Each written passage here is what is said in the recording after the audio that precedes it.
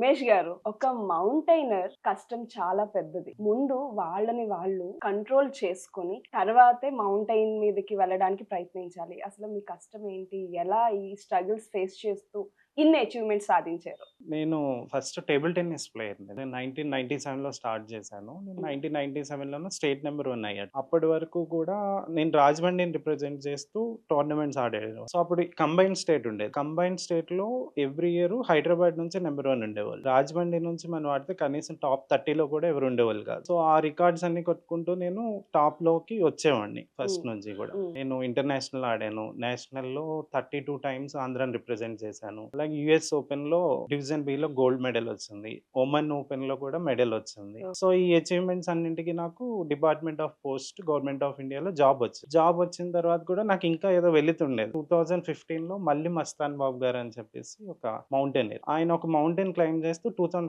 చనిపోయారు. ఫస్ట్ నేను ఆయన స్టోరీ విని ఇన్‌స్పైర్ అయ్యి నేను కూడా మౌంటైనరింగ్ చేయాలి అని చెప్పి స్టార్ట్ అయ్యి, హ్మ్. శేఖర్ బాబు గారని చెప్పి అప్పటికే ఎవరెస్ట్ అధిరోహించారు. ఆయనకి కాల్ చేసి నేను, "సార్ ఇలా నేను ఎవరెస్ట్ ఎక్కుతాను. నేను ఫిజికల్‌గా ఫిట్ ఉన్నాను" అని చెప్పి. ఆయన వెంటనే "నీకు మౌంటైనరింగ్ అంటే అసలేంటో తెలుసా?" అని. అంటే నాకేం తెలీదు సార్, నేను మౌంట్ ఎవరెస్ట్ క్లైంబ్ చేస్తా అని. ఇలాగ దీనికి ట్రైనింగ్స్ ఉంటాయి, సెలక్షన్స్ ఉంటాయి ఏమీ తెలీదు. ఇంత బడ్జెట్ అవుతది. ఫస్ట్ 2015లో అనుకున్నాను నేను మౌంట్ ఎవరెస్ట్ ఎక్కాలి అని. అక్కడి నుంచి స్టార్ట్ అయింది.